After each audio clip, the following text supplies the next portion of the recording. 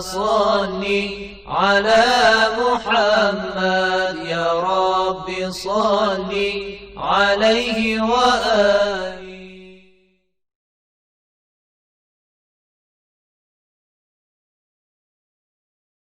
A'udzu billahi minasyaitonir rajim. Bismillahirrahmanirrahim. Alhamdulillahirabbil alamin wassalatu wassalamu ala rasulil azam Muhammadin sallallahu alaihi wa alihi wasallam wa ala ahli baitihi thayyibin tahirin. Para pemirsa yang mulia, para pemirsa yang budiman, pada kesempatan yang lalu kita telah memaparkan argumentasi yang kedua dan menyinggung meskipun sedikit tentang bagaimana kita membuktikan bahwa wujudnya Nabi merupakan keharusan. Kita telah menyinggung pada kesempatan yang lalu bahwa manusia itu memiliki gerakan secara maknawi dan gerakan secara jasmani. Gerakan maknawi artinya manusia itu harus memupuk dalam dirinya sifat-sifat yang sempurna.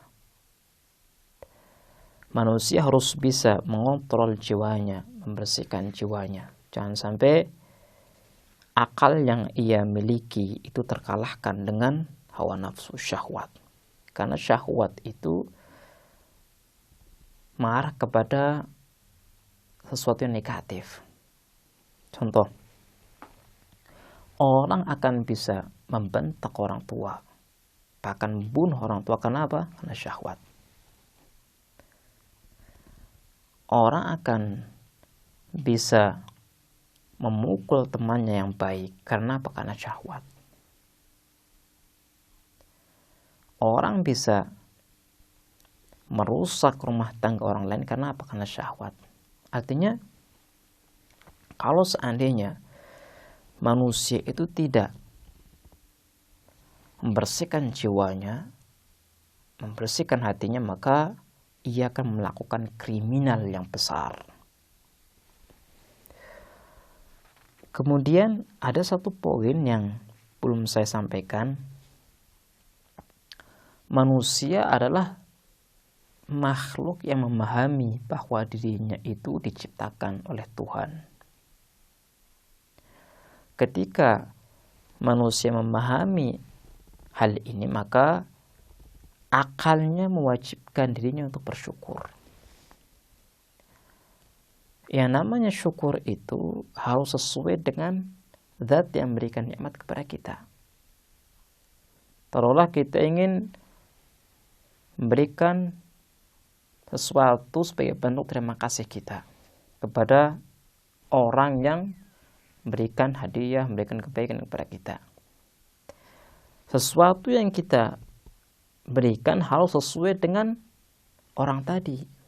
Taruhlah orang ini tidak suka daging. Kita mengirim daging ke orang tersebut. Apakah orang ini suka atau tidak suka? Tidak suka. Kenapa? Karena dia tidak suka daging. Artinya rasa terima kasih kita tidak sempurna. Kaitannya dengan pembahasan kita adalah bahwa kita itu memahami dan menyadari bahwa Allah Subhanahu wa taala telah memberikan banyak kenikmatan, banyak karunia kepada kita. Dan ini menuntut kita untuk bersyukur.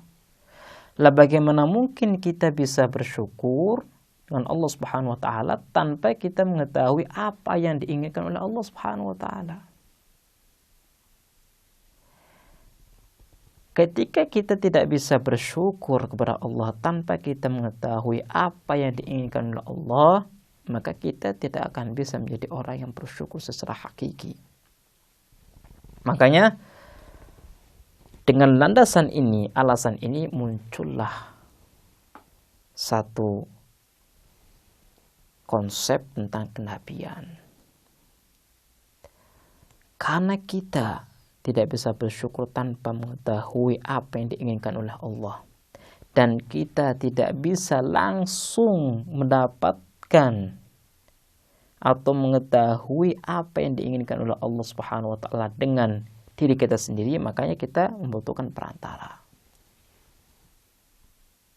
Ini kalau kita kaitkan dengan rasa syukur. Jadi untuk bisa menjadi orang yang bersyukur, kita membutuhkan ajaran, membutuhkan penjelasan dari Allah, dan untuk mendapatkan penjelasan dari Allah kita membutuhkan nabi. Dari sinilah nabi itu perlu. Ini kalau kita kaitkan dengan rasa syukur kita. Ini adalah pembahasan tentang urgensitas terutusnya nabi kepada kita, manusia yang selalu bergerak kepada kesempurnaan yang kita inginkan. Jadi fitrah kita menuntut kita untuk bergerak kepada kesempurnaan, meskipun ada kerikil-kerikil yang akan menghalangi pergerakan ini. Makanya kita harus membuang kerikil-kerikil tersebut. Meskipun kita menjelaskan berbagai argumen tentang urgensitas terutusnya para nabi, tapi kita mendapatkan dalam buku-buku teologi sanggahan sebagian orang akan perlunya seorang nabi bagi kita. Artinya mereka mengatakan tidak perlulah ada nabi. Buat apa nabi? Untuk bisa memahami tentang pendapat mereka, marilah kita mengkaji argumentasi dan alasan yang dimiliki oleh mereka dalam mengingkari perlunya pengutusan seorang nabi. Argumentasi pertama, yang namanya nabi berarti kan penjelas, penyampai pesan Allah Subhanahu wa taala. Di sini ada pertanyaan, yaitu apakah penjelasan ajaran yang disampaikan nabi itu masuk akal atau tidak? Kalau seandainya masuk akal, maka tidak perlu ada nabi. Kita dengan akal kita mampu untuk mengetahuinya. Jadi tidak perlu ada nabi capek-capek menjelaskan kepada kita tentang suatu ajaran. Tidak perlu. Karena kita dengan akal kita mampu menjangkau dan menggapai ajaran tersebut. Kalau seandainya pengutusan nabi itu sia-sia, maka tidak perlu adanya nabi itu. Allah Subhanahu wa taala sudah mengirim utusannya yang luar biasa, itu akal. Sudah cukup. Ini yang pertama. Dan kalau seandainya apa yang disampaikan oleh nabi itu tidak sesuai dengan akal, tidak selaras dengan hukum akal, maka kita harus tolak.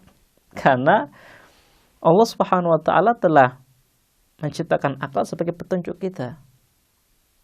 Petunjuk yang tidak akan pernah salah.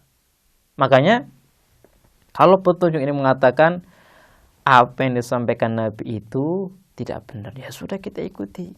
Ini adalah alasan yang dimiliki oleh para pengingkar atau orang-orang yang tidak setuju dengan pengutusan para nabi. Marilah kita menjawab pendapat mereka. Yang namanya ilmu itu ada yang bisa dikapai dengan akal dan ada yang tidak bisa dikapai dengan akal. Jadi jangan terlalu pede kita mengatakan bahwa diri kita ini mampu mengetahui semua yang ada. Ini terlalu pede. Kalau seperti ini, maka tidak ada perkembangan ilmu dalam diri manusia. Sudah mengetahui kok. Kalau sudah seperti ini, kenapa banyak ilmu yang salah? Kalau sudah seperti ini, kenapa kita tidak mengetahui tentang diri kita? Umat manusia itu umurnya sudah lama, ribuan tahun, bahkan jutaan tahun. Tapi kenapa kita sampai sekarang belum mendapatkan satu ilmu yang lengkap tentang diri kita dengan kita menggunakan akal kita? Ini artinya kita adalah makhluk yang terbatas, ilmu kita terbatas. Baiklah pemirsa, insyaallah kita akan meneruskan jawaban ini di kesempatan yang lain. Kita akhiri. Wassalamualaikum warahmatullahi wabarakatuh.